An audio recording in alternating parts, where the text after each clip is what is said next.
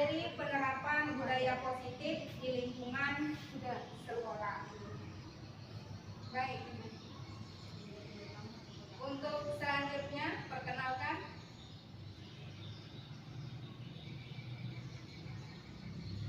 Oke. Perkenalkan, saya calon guru penggerak Sri Wahyuni, angkatan 9, dengan pengajar praktek Ibu Rahma dan fasilitator itu Bapak Muhammad Irfan MPD. Selanjutnya,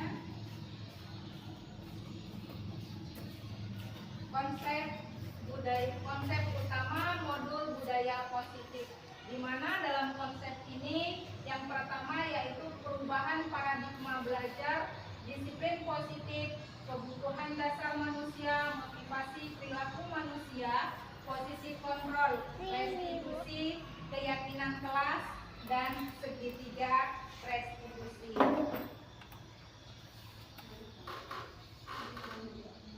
Pembelajaran, nah di sini pembelajaran dengan paradigma baru, maksudnya pembelajaran dengan paradigma baru dirancang berdasarkan prinsip pembelajaran yang terdiferensiasi berdasarkan kebutuhan belajar murid, sehingga setiap siswa sesuai dengan kebutuhan belajarnya berdasarkan tahap perkembangannya, berdasarkan profil pelajar Pancasila.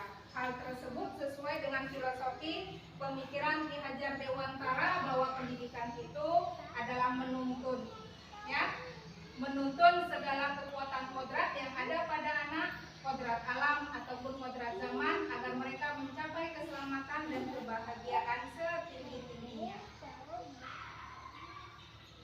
Selanjutnya kita berbicara masalah disiplin positif.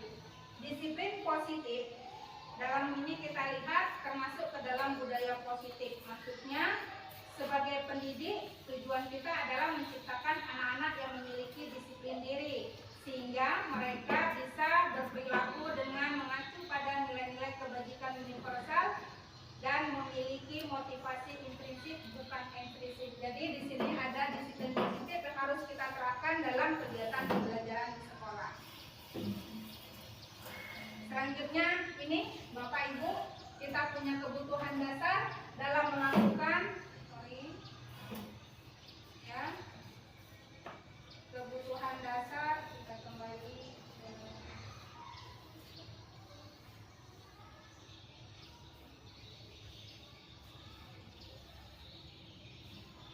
ini kebutuhan dasar manusia dalam melakukan sesuatu. Setiap orang pasti memiliki kebutuhan dasar yang melatar belakangi atas tingkah laku atau perbuatannya. Nah, yang pertama kebutuhan dasar itu adalah kebutuhan bertahan hidup, kemudian kebutuhan atas kasih sayang dan rasa ingin diterima, kebutuhan penguasaan, kebutuhan kebebasan, dan kebutuhan kesenangan. Jadi ini mungkin sudah jelas ya Bapak Ibu, tidak perlu lagi harus saya jelaskan, karena kebutuhan bertahan hidup itu bersifat fisiologis, kemudian penguasaan adalah kebutuhan atas pengakuan dan kemampuan, kebutuhan kebebasan ini kemandirian, otonomi, memiliki pilihan, kemudian kebutuhan kesenangan yaitu kebutuhan untuk mencari kesenangan, baik itu bermain dan sebagainya.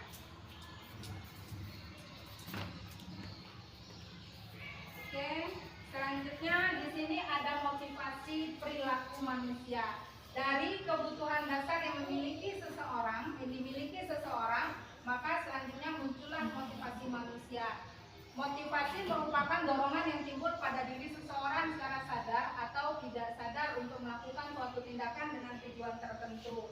Misalnya, menghindari ketidaknyamanan dan hukuman, kemudian mendapatkan imbalan atau penghargaan dari orang lain, selanjutnya menghargai nilai-nilai kebajikan dari diri sendiri. Di sini bisa kita lihat untuk menghindari ketidaknyamanan, murid bisa melakukan tindakan disiplin karena dia takut karena dihukum. Kemudian untuk mendapatkan imbalan bisa melakukan tindakan disiplin karena ingin mendapatkan hadiah. Sementara untuk menghargai nilai-nilai kebajikan diri sendiri, murid melakukan tindakan disiplin karena sadar akan nilai kebajikan itu sendiri.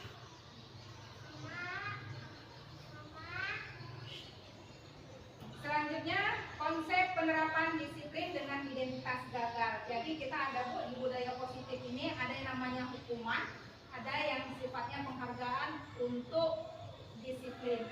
Nah, di sini hukuman sifatnya itu menyakitkan, sementara penghargaan itu tidak efektif, dan seterusnya sampai murid menjadi rendah hati. Di sini merampas hak untuk menghargai dirinya.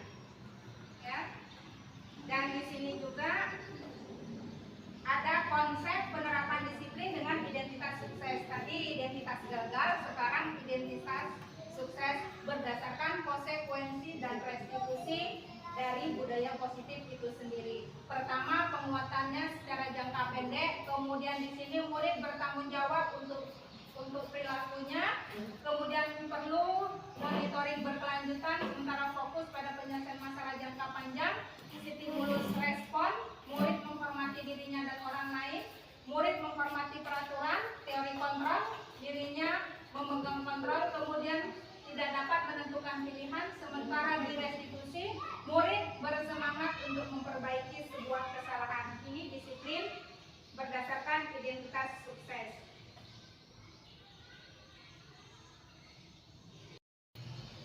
Baik, Bapak Ibu, saya lanjutkan kembali, yaitu tentang keyakinan kelas. Mengapa keyakinan kelas merupakan peraturan maksudnya di sini mengapa tidak peraturan kelas saja, tapi kenapa harus keyakinan kelas saja? Di pertanyaan pemantik, mengapa kita memiliki peraturan tentang penggunaan helm pada saat mengendara di kendaraan bermotor? Mengapa kita memiliki peraturan tentang penggunaan masker dan mencuci tangan setiap saat di masa-masa pandemi atau COVID? Nah, disinilah bedanya antara keyakinan kelas dan peraturan. Jadi ada timbul kesadaran tersendiri. Nah, di sini ada kegiatan membuat keyakinan kelas. Saya coba untuk mengambil sampelnya di kelas 9A. Jadi kita buat kesepakatan, kita coba untuk musyawarahkan bersama murid untuk membentuk suatu keyakinan kelas. Salah satu contohnya yaitu berdiskusi tentang peraturan kelas yang akan disepakati. Ini cara-cara untuk membuat keyakinan kelas itu sendiri. Nah, setelah itu kita buat kertas kepada anak, silakan buat keyakinan kelas, dan nantinya akan kita buat kesepakatan, dan itu akan menjadi keyakinan kelas yang akan kita susun bersama siswa-siswa kita. Nah, di sini ada Bu, contohnya keyakinan kelas untuk 9A di SMP Negeri 12 Muaro Jambi. Salah satunya adalah berperilaku dan berakhlak yang baik. Nah, di sini contoh keyakinan kelasnya sampai merawat jaga perlengkapan kelas. Jadi anak di sini diminta untuk membiasakan atas kesadaran diri sendiri untuk melakukan sesuatu tanpa adanya paksaan. Disinilah kita maksudkan untuk membuat keyakinan kelas itu sendiri. Selanjutnya, bagaimanakah pembentukan keyakinan kelas itu?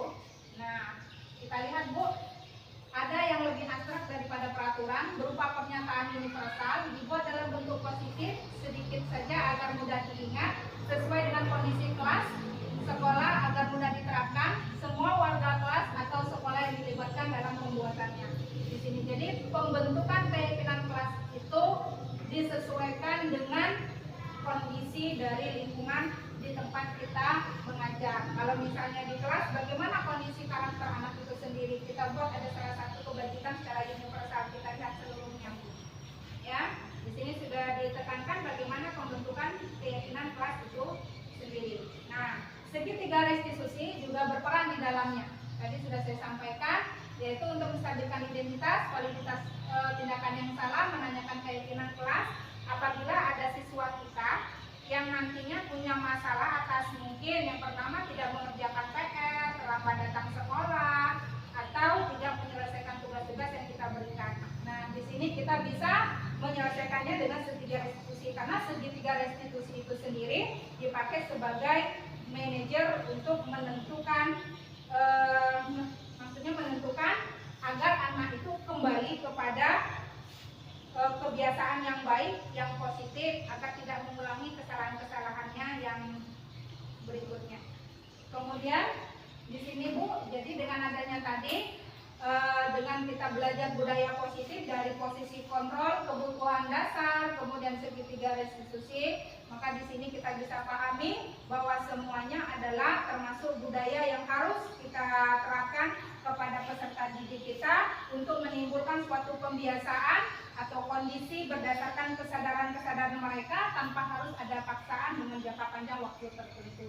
Baik, terima kasih untuk hari ini. Sebagai penutup, dalam menerapkan program disiplin positif, hendaknya guru memiliki standar kepribadian profesional dan sosial yang baik, di mana guru mampu berefleksi pada posisi kontrol saat ini, bagaimana perjalanan dirinya sebagai seorang among atau posisi manajer yang menuntun murid-muridnya menjadi insan mandiri, merdeka, dan bertanggung jawab, standar nasional pendidikan. Itu yang dapat saya sampaikan untuk hari ini, Bapak Ibu. Mudah-mudahan dapat dimengerti untuk budaya positif itu sendiri. Mohon maaf apabila ada salah kesalahan saya, atau nanti Bapak Ibu bisa mungkin kalau untuk bertanya tentang budaya positif, kita coba untuk diskusikan di lain waktu. Terima kasih atas waktunya. Mohon maaf atas kesalahan. Apabila ada kata dan ucapan saya yang kurang berkenan, saya akhiri. Billahi taufiq wal hidayah. Wassalamualaikum warahmatullahi wabarakatuh. Ada namanya respon.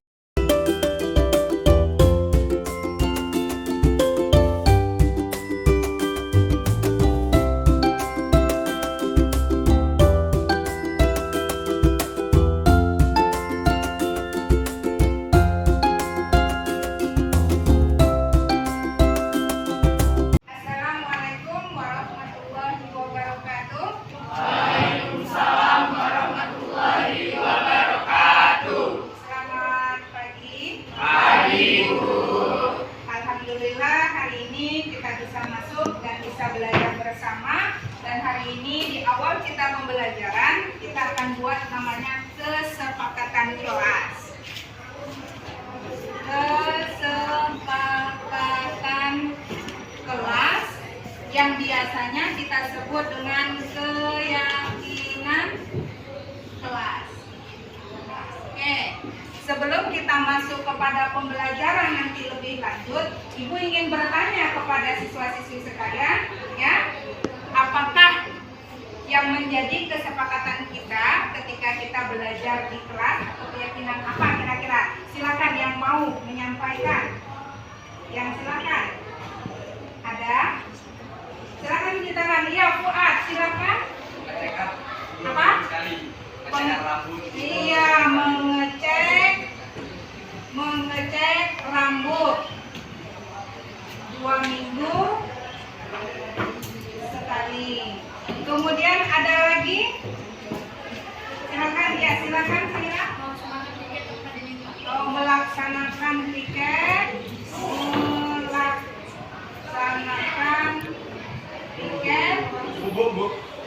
ya, tanpa diminta. Kemudian yang nomor 3 siapa lagi? Ada lagi? Boleh silakan, atau nanti bisa kalian sebutkan, Bu, sama-sama membersihkan lingkungan sekolah, boleh keyakinan kelasnya. Atau yang lain ada, silakan tanggapan. Ina? Ada, ya silakan Revalino. Membayarkan tepat waktu. Membayarkan kegiatan tepat waktu. Ada lagi? Nomor 4, Mufidah. Ya, silakan. Tidak memakai sepatu saat sebelum tiket. Iya, tidak memakai sepatu ketika sudah tiket. Ada lagi? Satu lagi ya, silakan lagi. Tidak merusak aktivitas. Tidak merusak atribut kelas. Baik, ada yang perlu ditambahkan dari 5 keyakinan kelas ini? Cukup? Cukup. Baik, jika nanti ini disepakati, tolong masing-masing dari kita bisa melaksanakannya dengan baik. Nah, di sini berarti ya kita harus melakukan agar ya sesuatu agar diri kita tetap rapi, dan ada perbedaannya antara siswa yang baik dengan siswa yang tidak baik. Alasannya adalah untuk menjaga kerapian diri kita. Kemudian yang kedua, melaksanakan piket tanpa diminta.